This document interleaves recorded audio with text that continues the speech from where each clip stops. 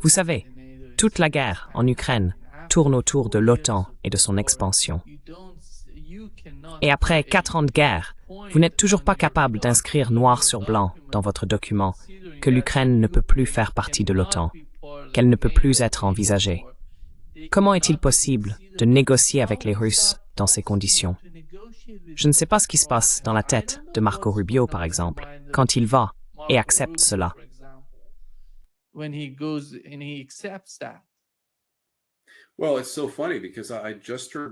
Eh bien, c'est assez drôle, parce que je viens d'entendre Rubio, je crois que c'était plus tôt ce matin. Il y avait une citation que j'ai vue publiée sur X, où il affirmait ne rien savoir d'une contre-proposition européenne en 28 points. Peut-être que c'était d'hier soir.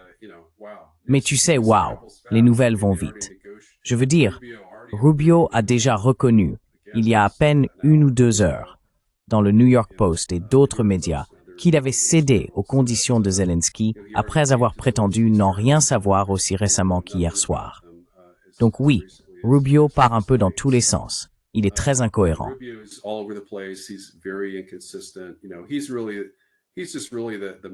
C'est vraiment lui le principal problème.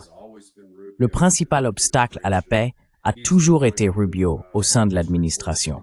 C'est lui qui, selon les informations, a fait échouer le sommet de Budapest. C'est lui qui a convaincu Trump de l'annuler. C'est, tu sais, vraiment une épine dans le pied de Trump. Très Amérique en dernier, Ukraine d'abord, Israël d'abord. Et il veille à ce que l'agenda de paix de Trump, du moins en ce qui concerne l'Ukraine, ne réussisse jamais.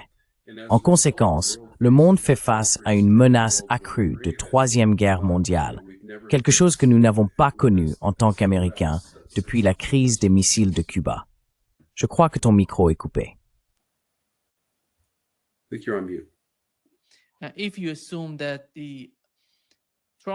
Si vous partez du principe que l'administration Trump essaie de s'entendre avec les Européens ou d'une certaine manière d'accepter ce dont Zelensky parle, est-il même possible pour l'Ukraine de... Eh bien, je ne sais pas si l'Europe est en mesure d'intégrer l'Ukraine dans l'Union européenne dans les conditions actuelles. L'économie ne fonctionne pas. Tout vient d'autres pays. Des Européens, des États-Unis, en matière d'armes, et leur économie s'effondrerait si les États-Unis cessaient de leur envoyer de l'aide. Alors, quel est le problème avec l'administration Trump? Vous avez mentionné Rubio, mais pensez-vous que Donald Trump ait une quelconque influence sur les Européens? Le ressentez-vous?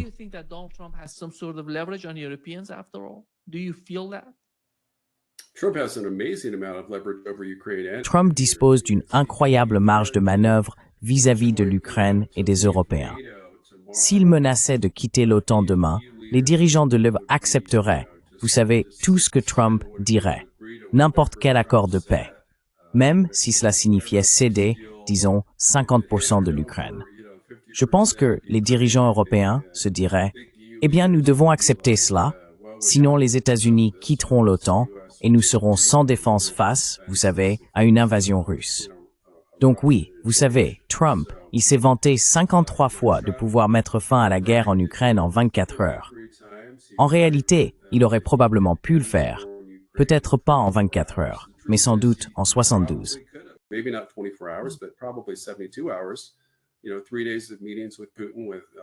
Vous savez, 3 jours de réunion avec Poutine, que ce soit avec lui, ou probablement J.D. Vance, ou même Tulsi Gabbard, d'ailleurs. Si elle avait eu un pouvoir plénier ou temporaire pour négocier les conditions qu'elle jugeait les meilleures pour les États-Unis, ou simplement des retours de Trump et Vance, ils auraient pu mettre fin à cette guerre destructrice et inutile dès la première semaine du second mandat de Trump. Et le plus fou, c'est que Trump continue de publier sur Truth Social en disant que cette guerre n'aurait jamais commencé s'il avait été président en 2022. Et il a raison.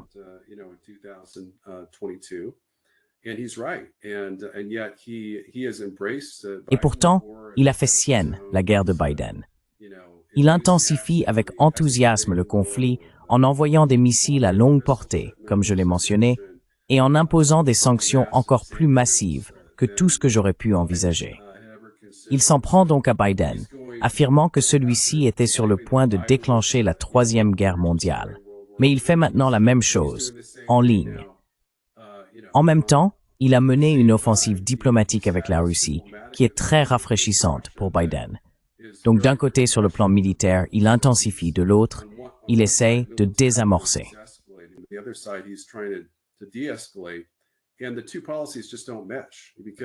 Les deux politiques ne correspondent tout simplement pas, car plus Trump intensifie la guerre, plus il envoie de missiles et d'armes, que ce soit directement ou indirectement à l'Ukraine, et plus il renforce les sanctions contre la Russie, plus les dirigeants russes vont se dire « cet homme n'est pas digne de confiance », puisqu'il prétend vouloir la paix tout en intensifiant la guerre de Biden.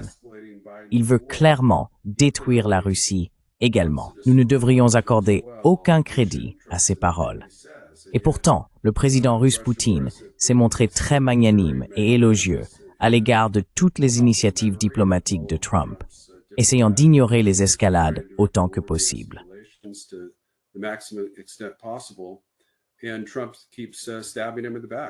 Et Trump continue de le trahir. Enfin, ou peut-être pas le trahir, c'est sans doute une mauvaise expression. Mais en tout cas, il sabote toutes les initiatives de paix russo-américaines qui avaient été préalablement convenues. Il a fait la même chose à Anchorage. Les Russes pensaient avoir conclu un accord avec Trump et il s'en est retiré. Et maintenant, encore une fois, la Russie pensait avoir un accord avec Trump, puis Trump l'a modifié avec ces clauses empoisonnées dont j'ai parlé.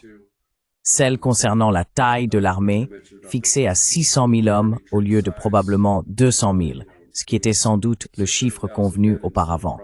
Et puis, bien sûr, la région du Donbass, selon le plan de paix en 28 points, devait être une zone neutre, une zone démilitarisée sur le territoire que l'Ukraine devait restituer à la Russie.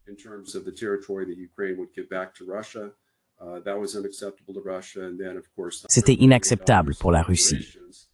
Et puis, bien sûr, il y avait 100 milliards de dollars de réparation. Maintenant, dans la contre-proposition européenne, ce montant est passé à 300 milliards de dollars de réparation. Et dans ce nouvel accord, le plan de paix, en 19 points, il n'y a absolument aucune limitation quant à la taille de l'armée ukrainienne ou aux armes qu'elle peut posséder. Et comme vous l'avez mentionné, la question numéro 1 pour la Russie, la raison de son invasion, est que l'Ukraine devienne un pays définitivement neutre, comme elle l'était sous sa constitution d'avant 2019, et qu'elle ne rejoigne jamais l'OTAN. Et maintenant, Rubio a supprimé cette clause. Ainsi, Rubio s'est exposé plus que jamais comme le principal obstacle à la paix du côté américain.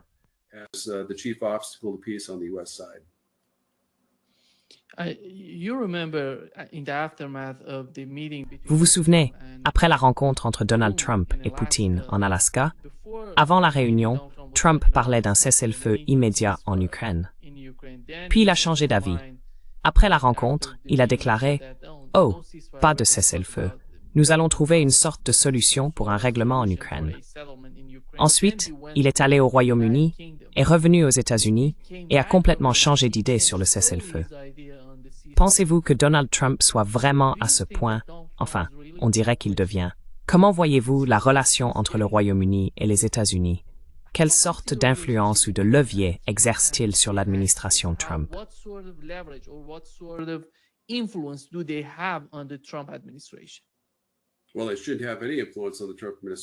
Eh bien, il ne devrait avoir aucune influence sur l'administration Trump, car jusqu'à récemment, l'ambassadeur du Royaume-Uni aux États-Unis avait mené campagne et travaillé pour vaincre Trump lors de la dernière élection. Et bien sûr, Zelensky aussi.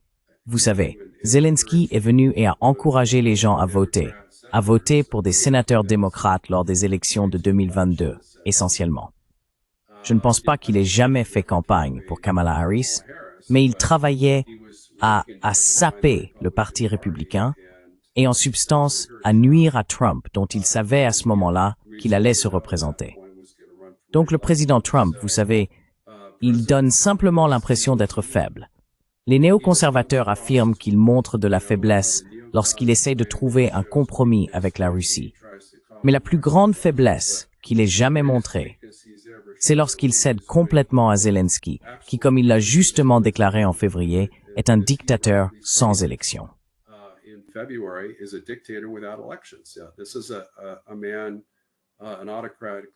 C'est un homme, un dirigeant autocratique, qui tue son propre peuple et emprisonne ses opposants politiques.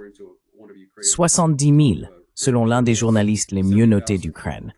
70 000 prisonniers politiques que Zelensky aurait rassemblés dans ses prisons politiques. Il mène cette guerre. Il vole de l'argent, comme s'il n'y avait pas de lendemain. Je veux dire 100 millions. Ce n'est que la partie émergée de l'iceberg. Mes rapports indiquent qu'environ 1,5 milliard ont été détournés par le régime de Zelensky à partir de l'aide américaine et d'autres sources étrangères. Il soutient donc un dictateur corrompu qui vraiment incarne tout ce que l'on reproche à Poutine, et encore plus à Zelensky.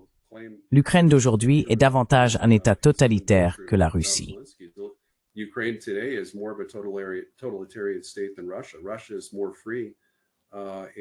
La Russie est plus libre. Et bien sûr, vous savez, ils envoient des volontaires pour combattre dans la guerre en Ukraine. Pas de conscrits. Alors qu'en Ukraine, on enlève de jeunes hommes dans la rue, pour, vous savez, les envoyer se battre en première ligne après 3 jours d'entraînement, les envoyant en somme se suicider. Et c'est pour ça que la guerre est si impopulaire en Ukraine. Elle reste assez populaire en Russie, mais très impopulaire en Ukraine. Je pense qu'environ 20% des Ukrainiens veulent continuer à se battre et qu'environ 80% veulent la paix, prêts à céder des terres pour la paix. Et leur soutien à Zelensky a chuté, je crois, à environ 9 ou peut-être 16%.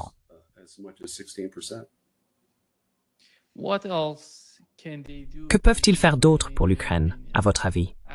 Comme vous l'avez mentionné, il ne semble pas que la guerre se termine de sitôt. Mais que peuvent-ils faire d'autre pour l'Ukraine?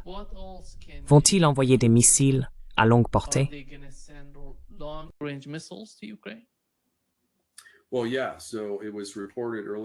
Eh bien, oui. Il a été rapporté plus tôt, je crois à la fin de l'été, que Trump avait autorisé la vente de 3550 missiles de croisière air-sol, air-armes à l'Ukraine. Ceux-ci seraient tirés depuis des avions F-16. Les seuls autres appareils capables de les tirer seraient les avions d'attaque Su-24. Et je pense que l'Ukraine en possède peut-être une poignée, probablement une vingtaine qui n'ont pas encore été détruits. Donc, au maximum, une centaine d'avions, mais plus probablement une cinquantaine, pourraient tirer ces missiles en profondeur à l'intérieur de la Russie. Ils ont une portée d'environ 400 km, ce qui leur permettrait d'atteindre l'oblast de Moscou, mais pas la ville de Moscou.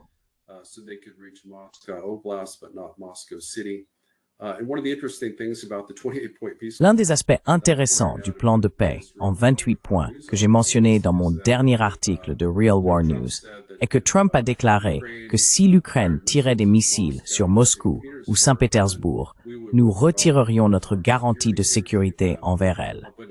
Mais il a laissé entendre que si l'Ukraine lançait des missiles sur toute autre cible russe, ville, civile, cible militaire, et que la Russie envahissait en réponse, nous pourrions potentiellement déclarer la guerre à la Russie. C'est donc l'un des principaux problèmes de son plan de paix initial. Ce plan de paix en 9 points est encore plus ridicule que celui-là.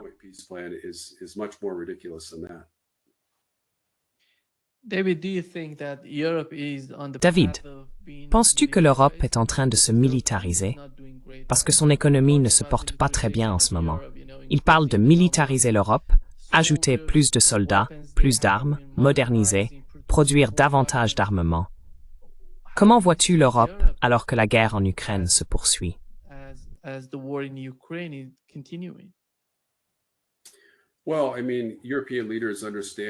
bien, je veux dire, les dirigeants européens comprennent qu'ils n'ont pas la capacité d'égaler la Russie. La Russie dépense plus pour son armée que l'ensemble des 30 États membres européens de l'OTAN réunis en parité de pouvoir d'achat. Elle peut produire environ 4 fois plus de munitions d'artillerie lourde que l'ensemble de l'OTAN. Et cela vaut aussi dans de nombreux autres domaines. Les États-Unis ne construisent même plus. Enfin, nous n'avons pas construit un nouveau char à partir de zéro, je crois, depuis 1989, en ce qui concerne les chars M1 ou d'autres véhicules blindés lourds ou similaires. La Russie produit entre 1000 et 1500 chars par an. Donc vous avez raison, les dirigeants européens essayent de se remilitariser, de reconstruire leurs industries.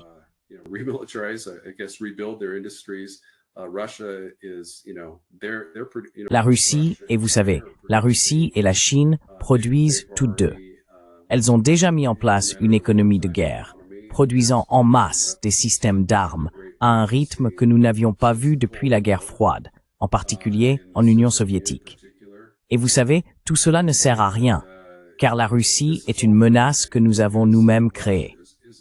Si nous n'avions pas élargi l'OTAN pour inclure l'Ukraine comme un État membre de facto, et bien sûr les pays baltes, nous aurions la paix avec la Russie, et il n'y aurait aucune menace conventionnelle ou nucléaire venant de la Russie. Nous pourrions collaborer avec la Russie sur le plan économique et peut-être même sur des questions de sécurité, comme Poutine, bien sûr, l'a mentionné lors de son entretien.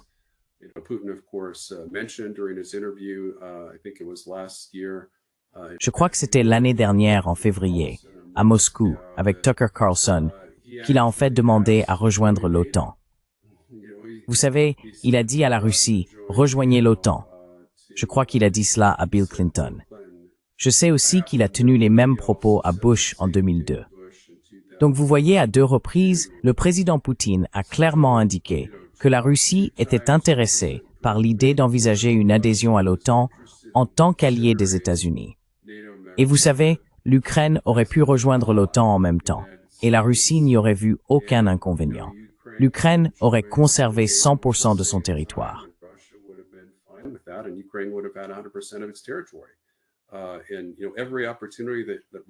Et vous savez, toutes les occasions que la Russie a offertes, y compris l'accord d'Istanbul, où elle proposait de retirer toutes les troupes russes du territoire ukrainien d'avant-guerre, dans le cadre de l'accord de mars-avril 2022, ont été rejetées par l'Occident et par Volodymyr Zelensky. Donc vous savez, la Russie reste bien plus attachée à la paix que n'importe quel autre pays. Trump, lui, est parfois engagé pour la paix, et parfois il revient à soutenir la guerre. Il s'est révélé, vous savez, un partenaire peu fiable. Et ce n'est pas ce que je voulais dire pendant cette interview. Je voulais féliciter le président Trump pour, et je le fais, le plan de paix en 28 points. Mais si en fait il se prononce en faveur de ce plan de paix en 19 points, il sera tout aussi belliciste que Marco Rubio.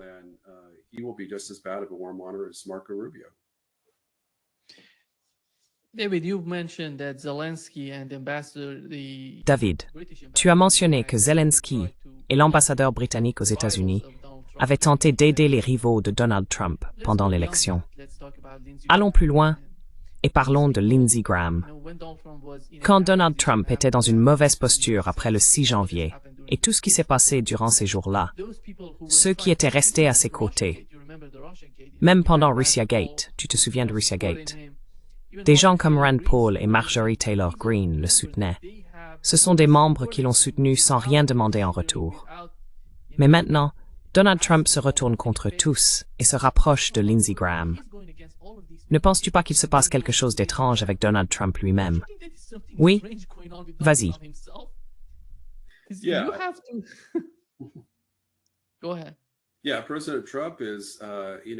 Oui, le président Trump a en quelque sorte prouvé avec ses dernières frasques, en faisant l'éloge de celui qu'il appelle le député Donny, le maire élu de New York à la Maison-Blanche, en disant quel bon maire il sera, ce sera un grand maire. Et en même temps, en traitant Marjorie Taylor Greene, l'une de ses partisanes les plus fidèles à la Chambre des représentants, de traîtresse parce qu'elle ne soutient pas Israël et parce qu'elle a appuyé la publication des dossiers Epstein. Elle a en quelque sorte forcé la main de Trump avec Thomas Massie, Anna Paulina Luna et Nancy Mace à la Chambre des représentants ici aux États-Unis à faire volte-face et à soutenir la publication des dossiers Epstein. Ce que Trump estime, à tort ou à raison, pourrait nuire à sa présidence, probablement à juste titre, si ces documents étaient entièrement publiés sans censure.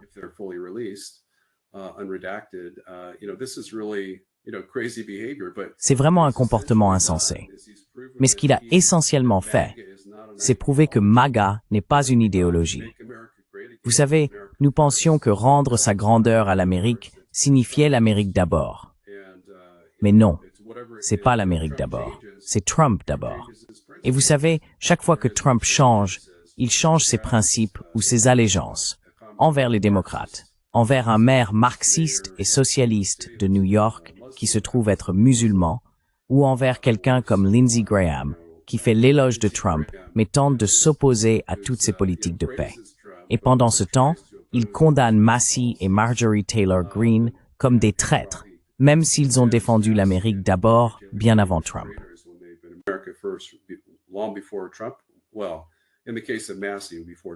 Eh bien, dans le cas de Massey, avant que Trump n'entre en scène, Marjorie Taylor Greene, bien sûr, n'a rejoint la Chambre qu'en 2020, elle a attribué à Trump sa conversion à, vous savez, sa position politique « America First ». Cela envoie vraiment un message aux républicains au Congrès. Tout comme avec Poutine, on ne peut pas faire confiance à Trump. Il se retournera en un instant contre tous les fidèles de son parti. Et c'est très démoralisant. Et malheureusement, vous savez, je suis républicain de longue date, et j'ai toujours soutenu les républicains, à de très rares exceptions près, en ce qui concerne mes votes.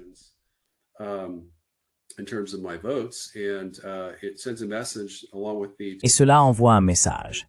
Avec les élections de novembre 2025 en Virginie et dans le New Jersey, ainsi que les élections au poste de gouverneur, les républicains semblent en voie de perdre environ 40 sièges à la Chambre. Je viens de lire que les départs à la retraite chez les républicains sont sur le point d'augmenter fortement. Ainsi, Marjorie Taylor Greene n'était pas une exception. Elle fait simplement partie des premières à annoncer qu'elle va se retirer. Et malheureusement, lorsque cela se produit, cela renforce encore davantage la vague bleue, comme nous l'avons vu en 2006. Nous avons observé le même phénomène lorsque les républicains ont contrôlé la Chambre pendant 12 ans, puis que tout le monde savait qu'ils allaient la perdre. Et peut-être aussi en 2018, lorsque les démocrates ont pris le contrôle. C'est donc une situation très sombre du point de vue républicain.